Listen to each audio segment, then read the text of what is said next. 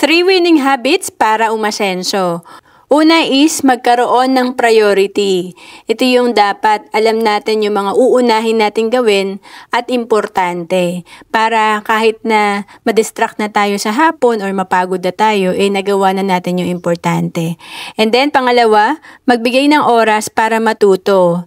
Ito yung patuloy nating i-improve yung skill natin kasi mas marami tayong kayang gawin at mas tataas ang opportunity natin na tumaas ang income.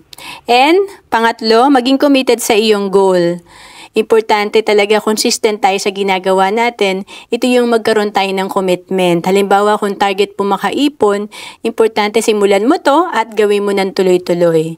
And to know more about savings and investment, message mo lang ako sa Facebook, Roan Celis Capistrano. Bawat Pilipino dapat maging handa sa mga oras na hindi natin inaasahan. Gaya ng biglaang pagkakasakit, dapat may pondo tayo na magagamit. Sa oras ng pangangailangan, dapat may magmamalasakit. At sa pagtanda, walang pangamba, dapat may mag-aalaga.